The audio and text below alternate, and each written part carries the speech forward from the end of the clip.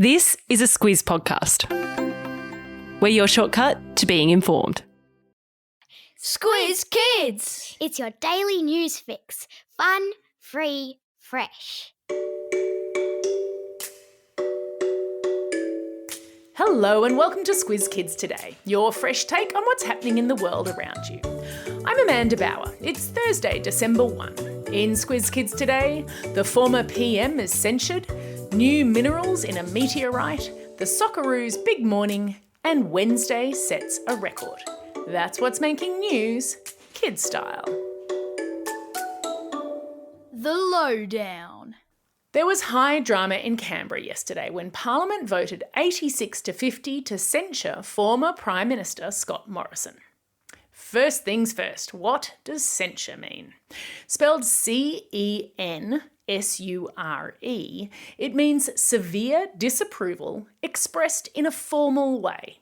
In this case, by MPs voting publicly to condemn Mr Morrison's behaviour.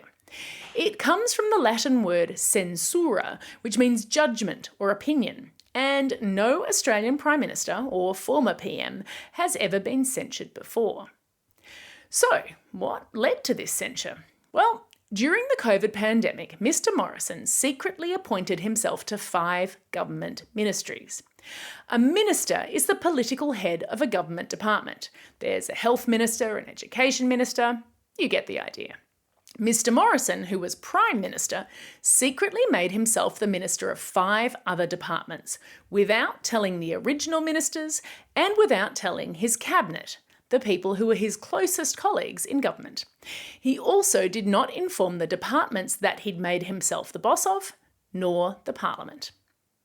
Mr Morrison, who is still a member of Parliament, refused to apologise, and yesterday he defended his actions, saying he was proud of how he led Australia through the worst of the pandemic.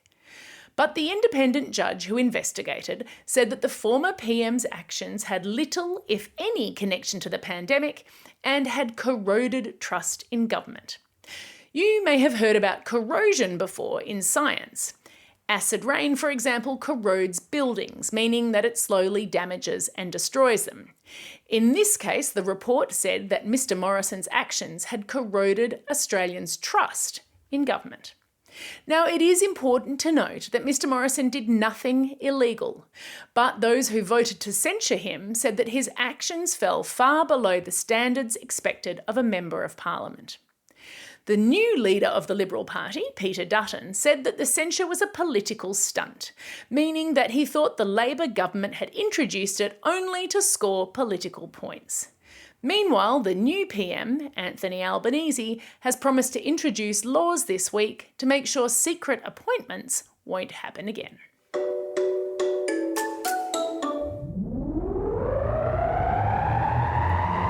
Spin the globe.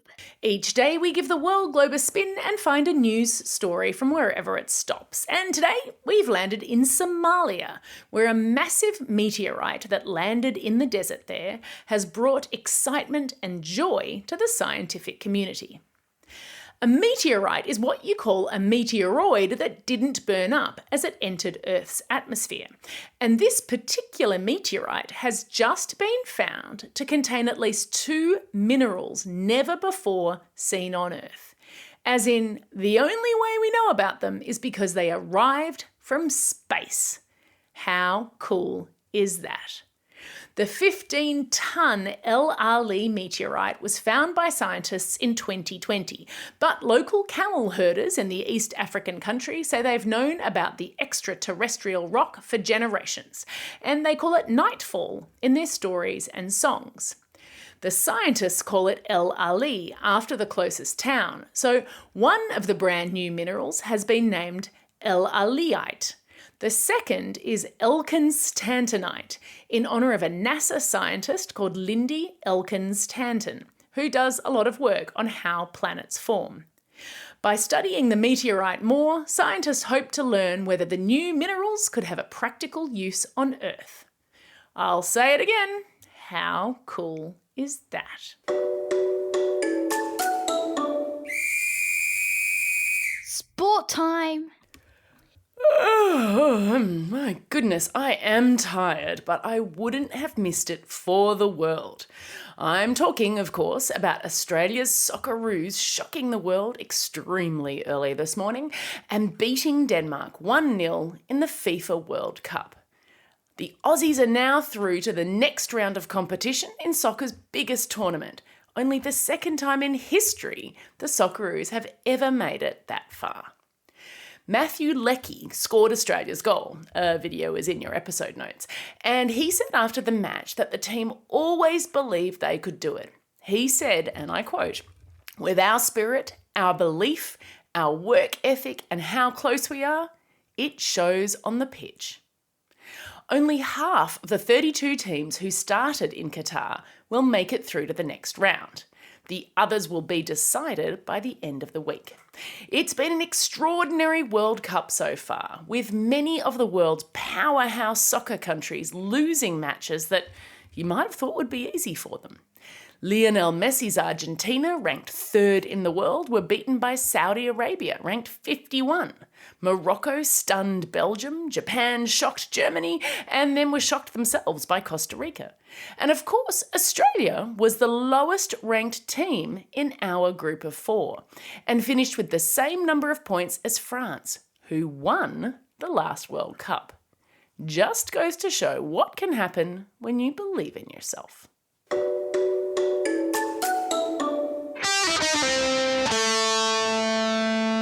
Pop Culture Corner. Move over, Stranger Things. Your Netflix record for most hours watched in a week has been broken by a new series called Wednesday.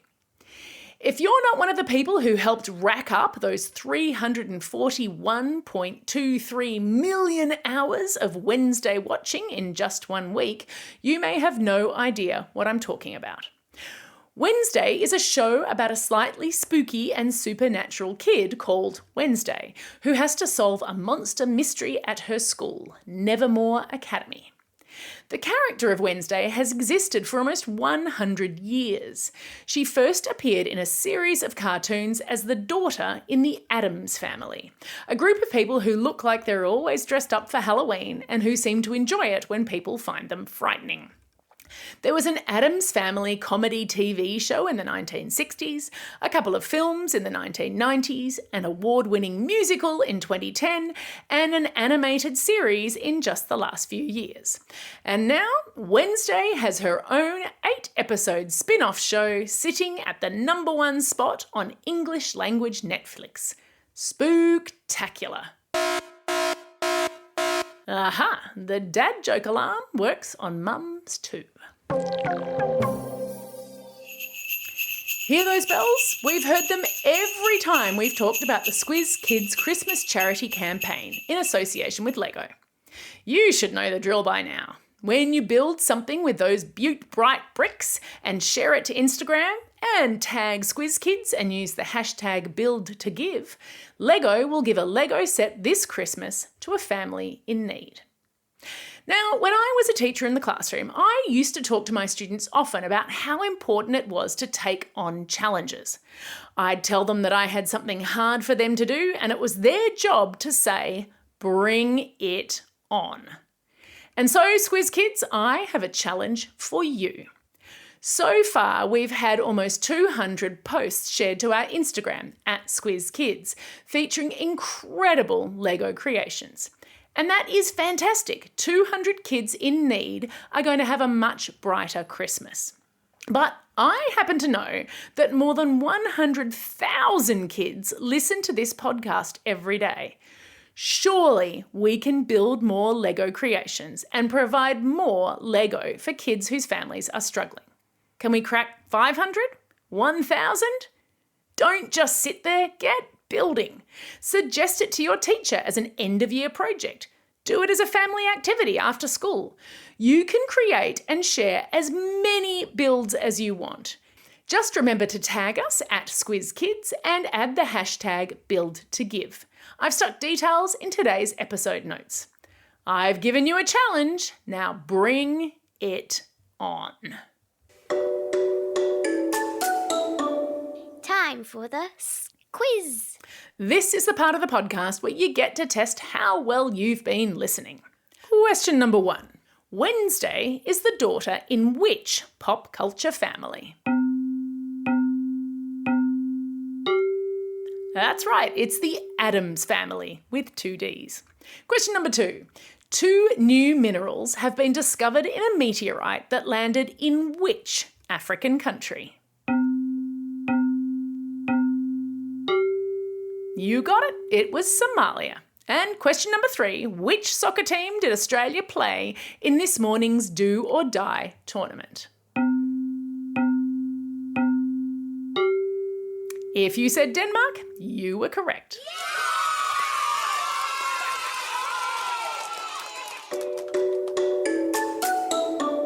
Shout-outs.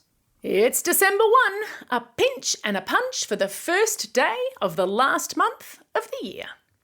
It's also a special day for these Squiz Kids celebrating a birthday today.